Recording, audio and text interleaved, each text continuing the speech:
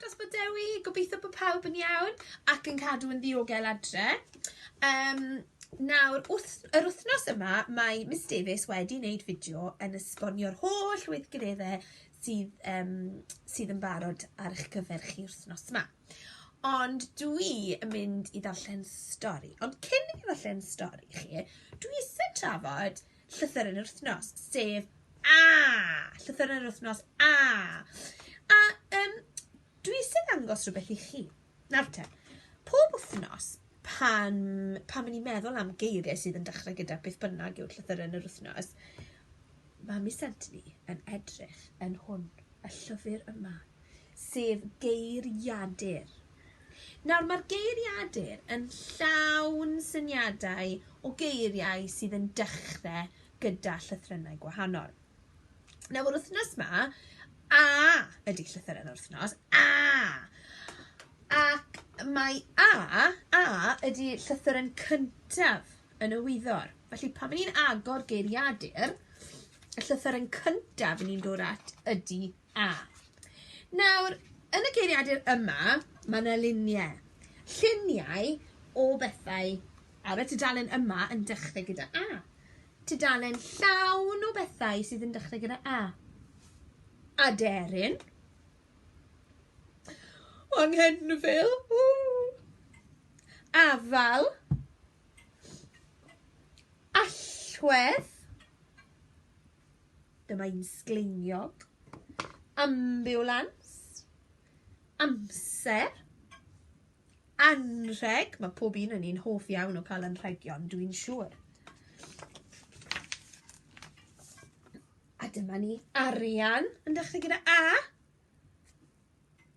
A dyma ni fel arall sydd yn dechrau gyda A, sef yr arth. A dyma beth sy'n dod â ni at stori heddiw, sef stori am arth fach drwgionus. Arthwen. A dyma stori Alun yr arth. Dyma fe. Alun yr arth a'r gêm fawr. A dyma Alun yn dala pêl rygbi. Dewch chi weld.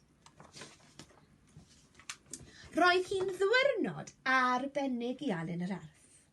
Roedd yn cael mynd gyda mam a dad i Stadiwm y Millennium i weld tîm Cymru yn chwarae rygbi. Roedd Alun wrth ei fodd. Daeth tîm Cymru ar y cae a bu'r dorf yn galw a chanu. Daeth y tîm arall ar y cae, tîm y cŵn, rhain oedd y gelyn. Yna dechreuodd y gêm.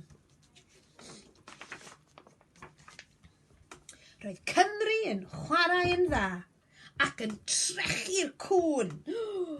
Roedd Alun wedi gwirioni. Roedd e'n ysu eisiau chwarae gyda thîm Cymru. Rhedodd i lawr at y cae yn llawn cyffro. Edrych ar gwyneb pawb. Sa'n credu bod nhw'n hapus bod e'n rhedeg lawr i'r cae. Mewn eiliad, cipiodd Alun y bêl a rhedeg nerth ei draed i lawr y cae. Heibio hwn, heibio'r llall, ochr gami, ffigio, ac yna'r naid hir am y llinell. Roedd Alun wedi sgorio cais am berfformiad gwych. Safodd Alun yn gwrando ar y dorf yn bloeddio. Dyna deimlad braf. Yna, clywodd llais dad. Alun, y twpsyn! Rwy ti wedi sgorio cais i'r tîm arall!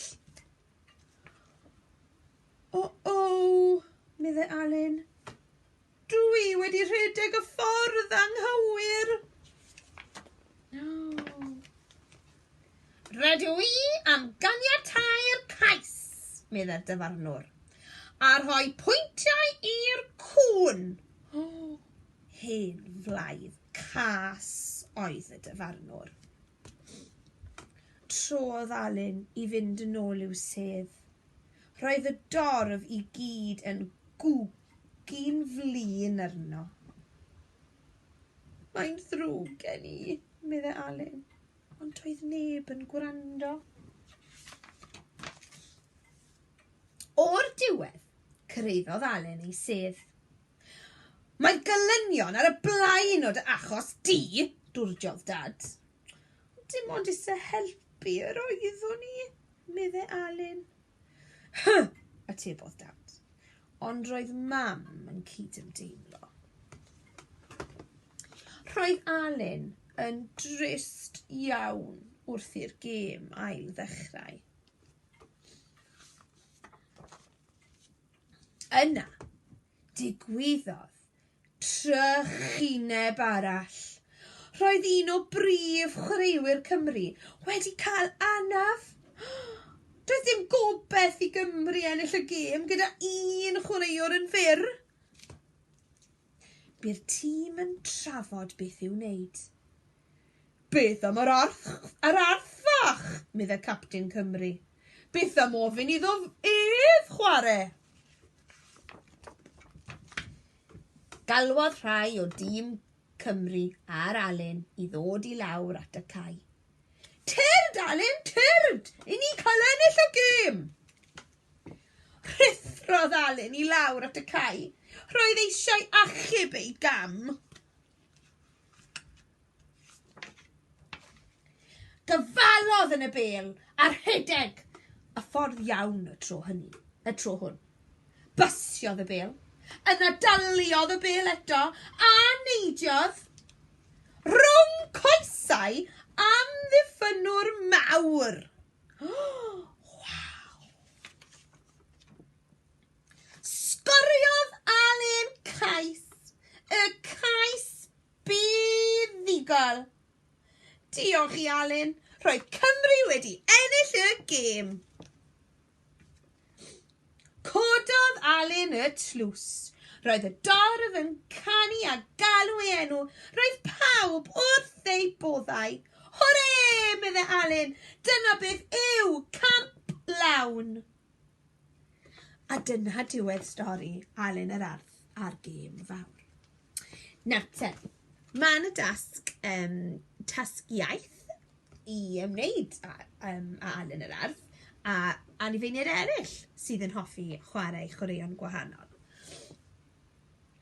Diolch I chi am wrando ar y stori a cofiwch I ni yma I helpu a diolch I bawb am wrando. Hwyl fawr!